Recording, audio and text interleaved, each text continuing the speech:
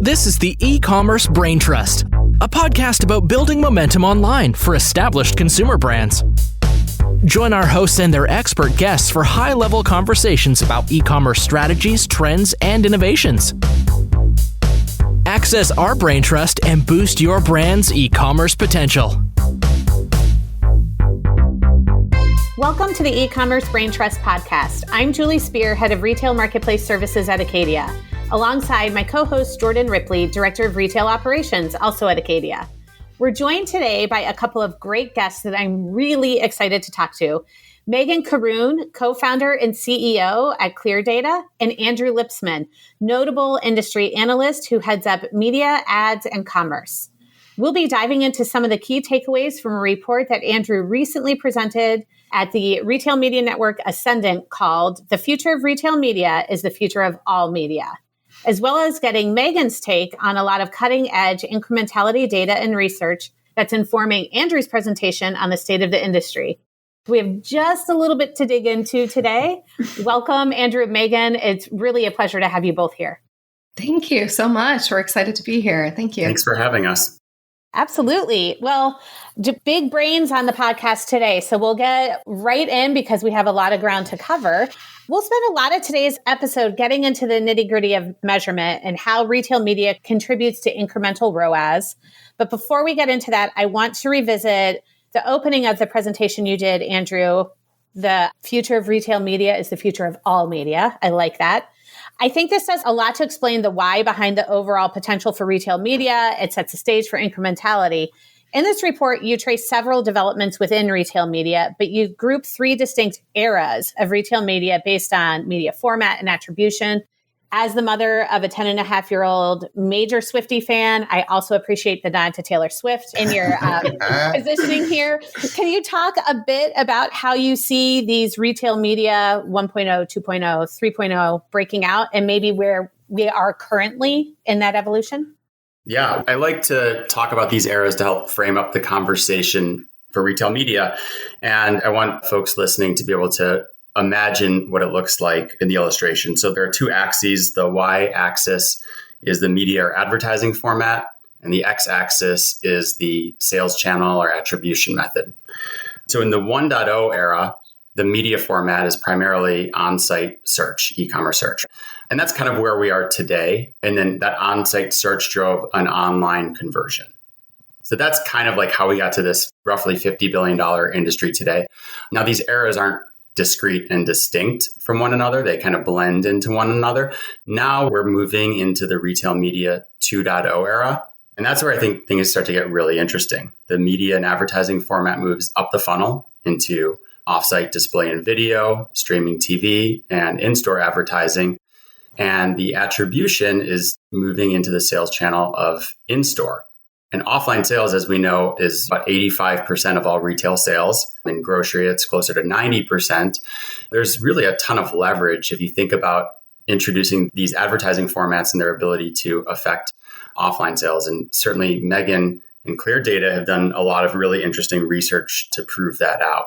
Yeah, I think I do love a historical timeline too, Andrew. I'm one of those people that loves history. So I just love seeing timelines and dates over time and putting it in that context and framework. So we have done a lot of incrementality measurement of a lot of things, a lot of retail media, earned and owned social, shopper marketing, every streaming TV, everything you can imagine. But the main thing that we hear and responded to with businesses, especially CPG clients, is that most of their money, 85% of the total addressable revenue, is still sitting in person, in retail, in brick and mortar. The big question to answer is, how are all these ads that affect us in a digital touch way actually translating to your behavior in a moment in a store? In that moment where you choose to purchase or you choose not to purchase or you buy a competitor's product.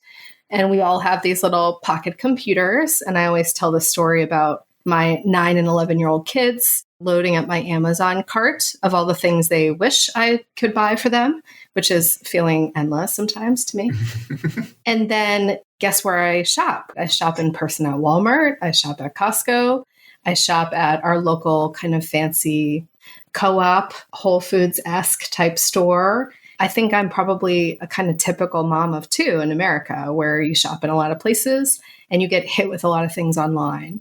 So we all know that the incrementality of those ads has to translate in some way to what you do in a moment in a store, in the purchase you make. And that's where most of the money lies. And we look at that as halo effects, incremental halo effects of digital advertising. That's what we measure. To finish off the last era, 3.0, I'd say that's the one that we're maybe just kind of getting onto the precipice of it. Not really there yet, but I think there's a lot of interesting value. And that one, the media and advertising format, I put broadly under experiential. And the centerpiece of that is product sampling. So for CPG, the ability to actually, it is, in my opinion, the most effective form of media you could possibly have, to be able to try the product. And where a lot of that value translates isn't just online or in store, it's also over time. If you can get somebody to convert into a long-term brand buyer, there is a lot of leverage on that, a lot of incrementality inherent in those types of interactions. I think when you put all these things together, it's the ability to deliver effective forms of media across platforms and be able to understand the value across channels and across time. And that's why, in part, retail media is so valuable. And that's a big part of the why, is it has the ability to influence so many things, all forms of media and all forms of commerce. That's great. Just to tie the two together from you, Andrew, and your perspective, Meghan, if I'm understanding this correctly, like retail media 1.0, we talk a lot about closed loop measurement. And from, at least if I'm tracking correctly, it was pretty easy because you had an on-site search ad, you had an on-site conversion happening on the same platform. The measurement of that is like what we all know from digital marketing. And then as we move into these new eras where the placement gets more diffuse, your attribution and your measurement has to sort of evolve along with that because you're now measuring multiple channels, perhaps offline, online. Is that kind of where you're going with this, Andrew, Meghan? I'm curious. Yeah, I came out of academia, right? I'm sort of an outsider and I look at it with outsider eyes, not having been my whole career in e-commerce or retail media. What I think is, to be candid, that I think that one-to-one attribution was wrong then, probably for the most part, unless people were only investing in one to three kinds of digital media. And then it was probably pretty good. If I'm investing in a single channel and I'm only measuring the output on that channel and nowhere else, I'm fundamentally undercounting. Yeah. So I think whenever companies started diversifying where they bought ads, you had just a proliferation of siloed one-to-one attribution assignment. So within Amazon and Amazon ads, I have a pretty good understanding of this touch got me, this conversion. But as soon as you're selling in another environment, to your point, or even if you just are selling in Amazon, but you started advertising on Meta, organic Facebook, Google, 5 other digital channels, I do think that siloed attribution probably was wrong starting about then. But it was the best that the industry had, I think, from my understanding, from people like Andrew and you guys. But now it's even more important, right, for the measurement to evolve because there are huge pots of money at risk of being missed. So I think when companies, if you're the CEO of a CPG company, you have to push forward on measurement because otherwise you're just chucking tons of money out the window with a spray and pray kind of approach rather than understanding an evidence-based directive to how you put your investments to earn dollars in a more nuanced way. Yeah. And I'll just say it bluntly. There are sinkholes of marketing spend all over the place. I would say most marketing spend at this point in digital is wasted. I don't even think that's an exaggeration. And I think it's because we're relying on really poor measurement for the most part. I think that's a good segue into like our next chunk because that's something that people in charge of budgets will not perhaps want to hear, but I'm sure there's some necessary but perhaps painful information here from the two-year perspective. So in your report, Andrew, you kind of have a slide that shows how ad dollars have shifted into mobile search and into social, Google and Meta properties consuming a ton of that ad spend. But one of your central premises is that we're still not effectively measuring the optimal allocation, even as things have gone digital and mobile first. Retail or a lot of these more nascent channels are not getting perhaps what they're due if we're measuring this correctly. So I'd love to understand like both the methodology that kind of informs this point of view and like how you see it playing out. And maybe starting with you, Andrew. He came in hot with that last one, and then we'll go to Meghan for some of the methodology. I think this will be a good setup. If you've been following retail media, you may have seen the 3 waves of digital advertising. Sure. What's often lost in that illustration is the thesis behind it, which is that closed loop measurement is the story of digital advertising. That is what drives budgets. So Google was the first to provide that strong closed loop. It brought budgets online. Facebook really took off when they became more of a performance advertising channel. And then Amazon and retail media has been the 3rd wave.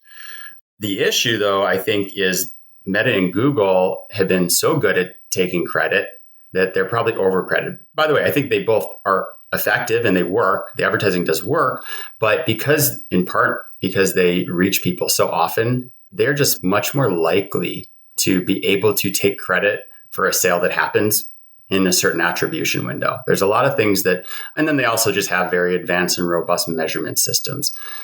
Retail media and sort of where I'm netting out, there's a why behind why it's effective, which is that it is the intersection of media and merchandising. When you bring those things together, there is true incremental effectiveness there. And that's kind of the hypothesis I've had for a long time. And then in talking to Meghan, I realized that she's actually proving it out. I prefaced the slide that she's going to talk about here in a moment by saying, in my opinion, this is the most important data that I'm going to share and the most important slide in the presentation. The nerdy details are super fun, and Andrew and I could go on literally all day, I think, into nerdy detail zone too. This is a safe space for that. We'll pencil it. We'll get there. Episode immediately. It is a podcast that people probably listen to if they're like me while they're doing dishes or they're trying to drive to pick up children. So pulling way back, I always think of this as like a stock portfolio. You can invest your dollars across a variety of things. In this graph that we've looked at, some insights right across. Hey, they're investing in Google, they're investing in Meta, they're investing in earned and owned social, they're investing in Bing, they're investing in retail media. In this case, 3 of the top retail media networks for CPG companies are there. I won't name names. And they're investing in Amazon ads too, and the proliferation of things they can invest over there, which is like endless ways to spend your money. Kudos to Amazon.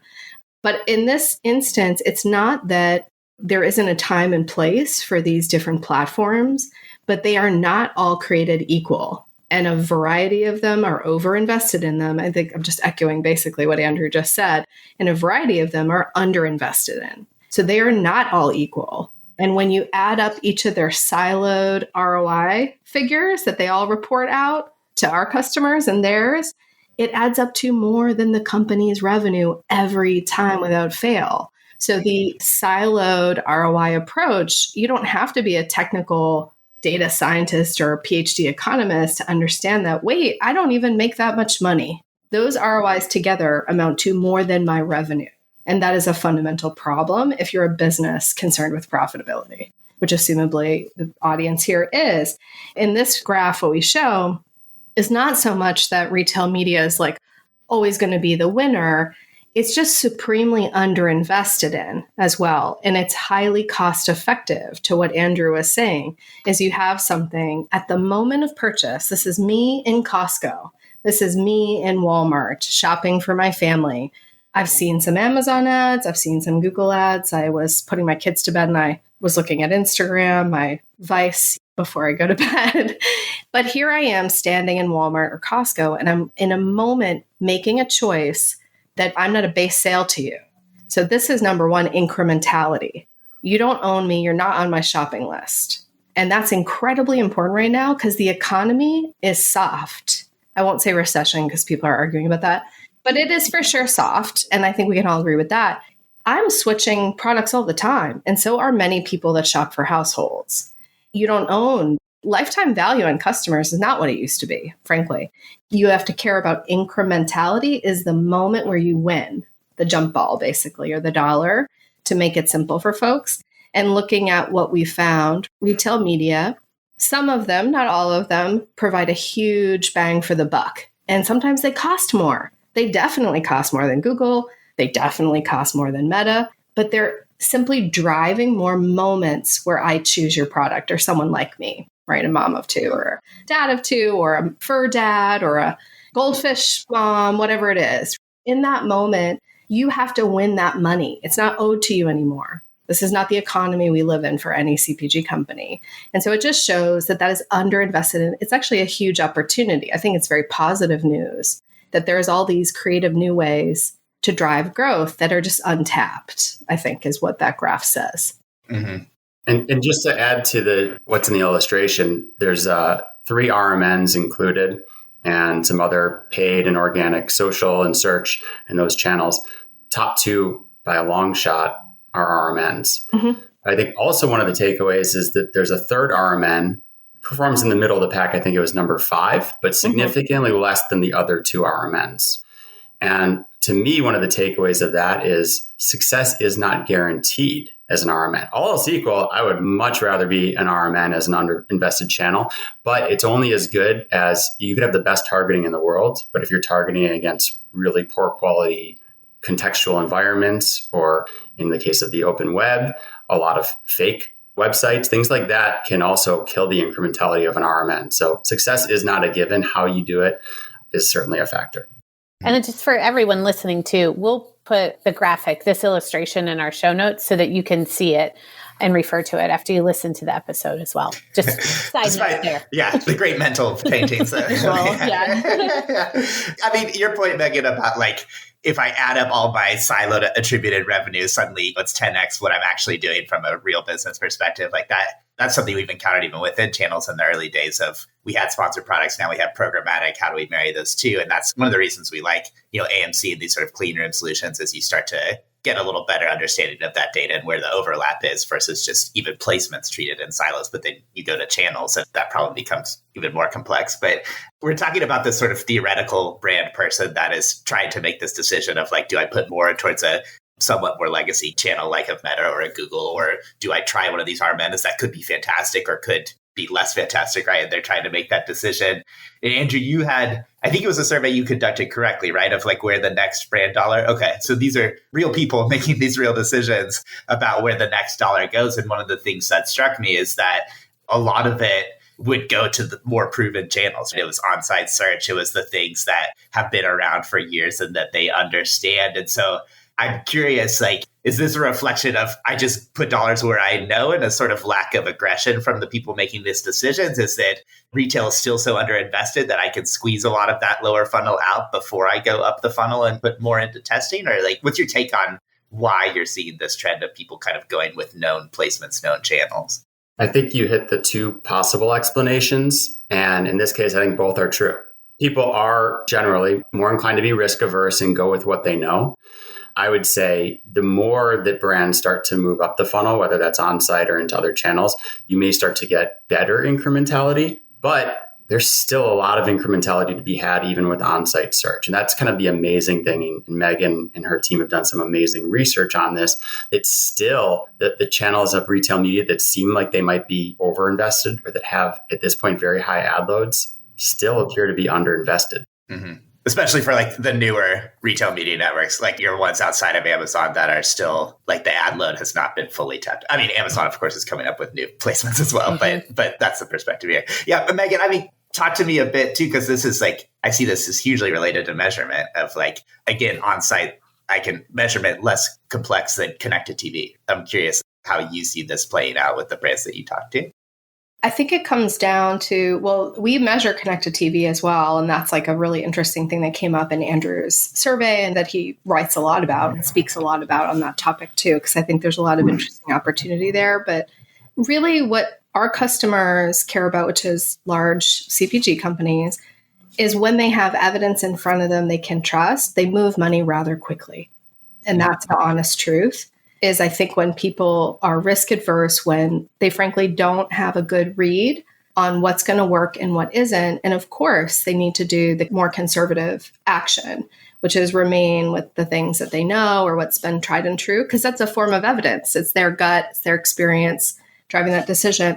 But everyone right now is trying to grow, and sales are, not everyone, but pretty uniformly down. Stock prices are not rocketing through the sky right now for CPG. CEOs are getting fired, reorgs are happening. And so what I see is as soon as they have evidence that makes sense to them, that is comprehensive, that is not only focused on one type of investment, they move money very quickly because there's a lot of pressure to get those stock prices up and to grow and to support your staff and your headcount and not do another round of layoffs. I think there's a lot of appetite if the measurement is there to move money and be quite experimental and quite curious and do test and learn of all sorts of new things.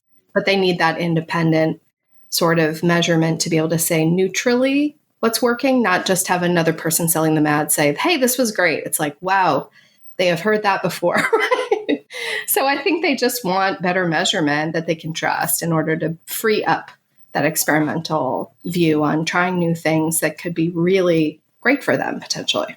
And right now, the status quo is most of them are looking at these formats through the lens of ROAS. And one of the things about ROAS is all else equal, when something is a more costly form of advertising, it doesn't pencil out well from a ROAS perspective. CTV is a great example. And I hear from a lot of retail media marketers who are just like very anti-CTV purely on that basis because it just pencils out the worst. You also hear about this in offsite media. So a lot of brands don't like paying the RMN data premium for offsite ads because they're just used to paying for the cost of whatever the media is, whether that's Meta or something else. So they don't want to pay that data, they'll call it a tax, data tax on top of that because it hurts ROAS. The thing is, these formats, my intuition tells me they're likely in many cases to be very incremental. So the ROAS can be bad, but the incrementality can be good. We need to do a lot more research on it. Meghan just alluded to some of the research that they're doing, but I think this is a huge area where we need to understand incrementality much, much better because right now we're just measuring it wrong. Yeah, we've had many customers at this point as a trend. I don't like to give broad trend advice, but I will say streaming to connected TV has done better than I expected. I was very skeptical of it because I just think it's another way for Amazon and others to just keep the media conglomerate. It worries me, right? But it actually does quite well in terms of the moment of purchase, of influencing someone to choose your product over another. That is what should be modeled, not a simple calculation of ROAS, which is basic arithmetic effectively. That's not appropriate. Because if you didn't influence that moment, it doesn't matter how cheap you are. You're still losing money for the company. So if you're very good at that and you're expensive, you're still going to be a cost-effective incremental driver of sales if you're good at influencing the moment. And right now, I think it's kind of a moment for connected TV. I mean, that's what I did last night, is like stream some shows before bed. Makes sense to me as an outsider, logically.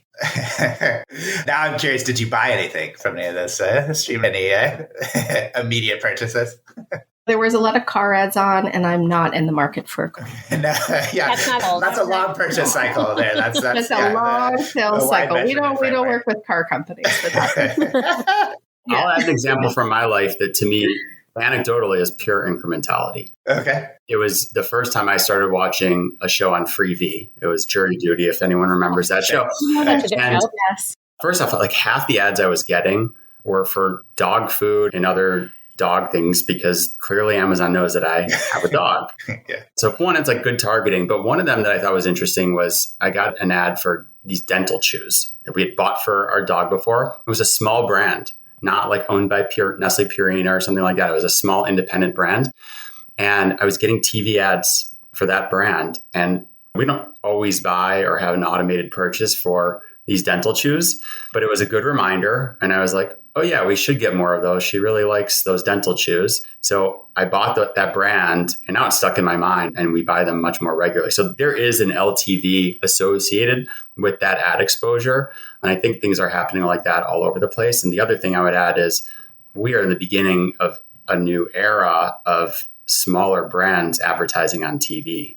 And I think Amazon is helping a lot of them. These are your third-party sellers who went from being non-advertisers to advertisers, and now they're going to go from being non-TV advertisers to TV advertisers. Yeah. One of the points that was interesting too from this presentation, Andrew, was like this idea of what sets a retail media network apart. It has to have like sort of three pillars in that flywheel. And it goes back to, I think what we talked about of like why our intuition that retail media can be effective is there's a retail channel, so you're close to the point of purchase. There's a media channel, so you can reach these people across lots of different placements. And then ultimately there's an ad ecosystem to connect the two. I'm curious, can you talk a little bit of like how you see that playing out? Because it's Amazon, of course, that pioneered that. But Andrew, maybe kind of how you see this play across various channels and how effectively it's happening. And then again, Meghan would love to understand how you take the retail and the media across TV, like how you've seen some successes around measurement there. Yeah, so the media ads and commerce flywheel, that's the inspiration for the namesake of my company. The whole idea here is that these things self-reinforcing to drive these businesses, and Amazon's business, frankly, has grown exponentially, not linearly, exponentially, because the flywheel effects have taken hold. Every retailer can build their own version of it. They're not all Amazon. They don't have all the same resources. But most of the retailers, they obviously have the commerce piece. They've all now layered in their ads business. But the media is kind of the missing piece in most cases. If you're Amazon, you can have Prime Video and have your owned and operated media channels. Walmart acquired Vizio, and certainly they're partnering with a lot of media. And then we're seeing kind of the next tier of retail media networks like Best Buy partnering with digital publishers like CNET. So this is kind of the trend. Now, the foundation of all of this, though, and what I call the fulcrum on which the flywheel spins, is loyalty membership programs. So in Amazon's case, Amazon Prime. That is the foundation for the ad targeting and the attribution, the closed loop measurement. That really is kind of the basis, the fundamental driver of retail media. That's what makes it spin. Mm-hmm. Yeah, from a measurement perspective, people always ask me this because it's become so confusing. Like Andrew knows, I always ask him like who partnered with who, and like it's very hard to keep up with because I think every time there's like a con festival or an ad week, there's like 5 new partnerships launched. Like Acadia is partnered with Best Buy, who's partnered with Sesame Street, who's partnered. You know, it's like, oh my God. I am terrible at tracking on that. And I think most of our customers are too, frankly. The retail media family tree is very complicated. Yes. And it's like this race. I love reading. And so I think about Grapes of Wrath or this push out west. And so everyone, it's like murky. You're going to get in the wagon with whoever's convenient to get in the wagon with. You got to get yourself to Oregon and like Homestead or something. From a measurement perspective, luckily, I'm very familiar with complex measurement questions. And we really simplify it to where was the ad purchased? Was it with Walmart Connect? Great. I don't care who they all partnered with, because at the end of the day, it was some kind of TV ad that you bought here at Walmart Connect. And then it either does or doesn't have an incremental effect on a consumer in a moment of purchase behavior. And that's simply what we're modeling, the two ends of the spectrum. It's not attribution anymore. It's not tracing some wackadoodle journey through the internet. Like, best of luck to you. And you can't even do it with the data available. And if you could, oh my God, the visuals alone of trying to trace that through, I can't even imagine. We are looking at input purchased and output at the end of the day where the rubber hits the road, and you either drove $1 or you didn't. So all the fancy partnerships in the world, do they amount to incrementality or do they not? And then they're just expensive parties at Cannes Festival, is my opinion. So that's really, from a measurement perspective, it's actually fairly straightforward as long as you know what was purchased.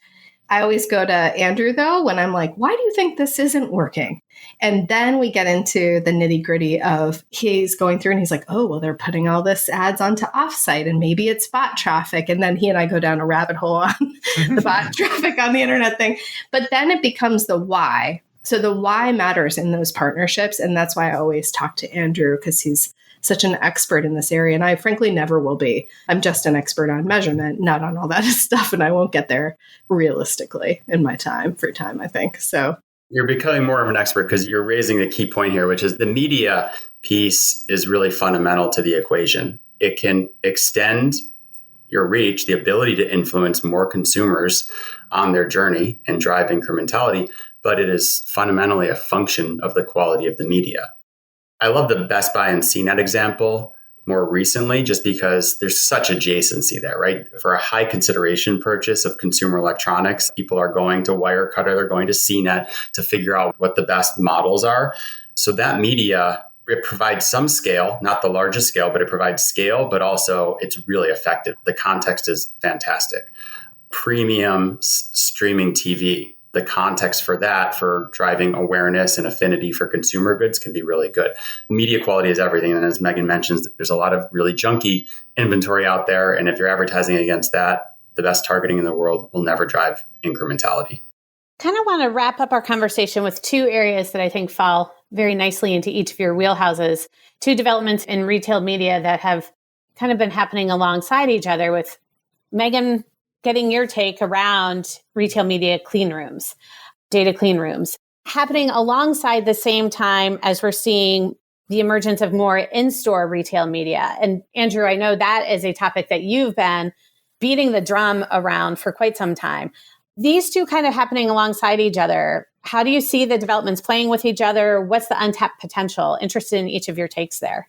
I think for the clean rooms, Andrew and I were just talking about clean rooms before this call. I used to work in healthcare economic modeling in my previous life in the dirty dungeon offices of the university setting. Clean rooms are not a new concept for healthcare data. They've been around since as long as we could take data and do things with them. So it's interesting to me that they're so new in the private sector, given the money available to invest in data infrastructure if people so chose to do so. I think they're nothing but common sense, and I think they're nothing but the future. I have seen companies struggle a lot in this area of CPG with data infrastructure projects, getting quick wins and understanding what questions, high value questions, will be answered in the clean room. I hear a lot less than somebody is in charge of a clean room AI something else initiative, and all of a sudden there's a lot of vendors around them. So I would just push people, like, there is no way backwards. We're all going to get into clean rooms, I think, and thank goodness, because integrating all this data is a real pain because we do it now for almost everybody who does not have a clean room for the most part. But I would love it to be focused around some early wins of what will you do within the clean room, not just build the clean room and they shall come, because measurement never works that way. And then the CEO will change, you will lose or stall out on your clean room project funding. And so I'm a big fan, but like make it have some wins so that the business folks can all see, oh, this is why I paid all these people and all this money for a clean room instead of just like, it's cool. So that's my take on the clean room. The so what of it all. Is that candid enough? I'm candid. I like it. Yeah. No, that's great. Yeah, I think clean room is the hypothetical future solve for all of this, which is that it can bring together all the disparate media touch points and all the forms of attribution together in the same place. So that's the optimist in me. The realist in me says these things always take much longer to evolve than they should. I was sharing with Meghan before we jumped on the podcast that first time I ever was part of research that linked hashed emails for online display ad exposure to in-store sales was 2007. So we're 17 years into what I would say is like, that was kind of the earliest beginnings of what is now a clean room. It's going to take a while. And one of the insights here is that while a lot of brands are adopting clean rooms, the ones who say that they are sophisticated in it is very small. It's going to take a long time to have sophistication. I actually think one of the biggest problems about clean rooms is that it is like a Swiss Army knife. In theory, it can do everything. Mm-hmm. And the problem is when something can do everything, nobody ever takes it anywhere. So I actually am hopeful that somebody tries to put their thumb on the scale and say, here is a clean room solution and how you should use it. And what they should be solving for is make it easy to understand campaign delivery across channels and understand attribution and sales that's happening across channels and time, and then enable optimizer solutions that allow you to allocate and reallocate based on the feedback. And the fundamental underpinning of all this has to be incrementality. If you don't have that signal, then you're never going to be optimizing the media channels correctly. Well, we covered a lot of ground today, and I really appreciate you guys taking the time to share your insights. And this is definitely a meaty topic. I feel like we probably could have had like a 5-part series here to dig into, but I want to thank you both for your time today and enlightening all of us. So thank you for joining us today. Yeah, thank you, Andrew. Thanks, Meghan. Thank you so much. Thanks for having us. Cheers.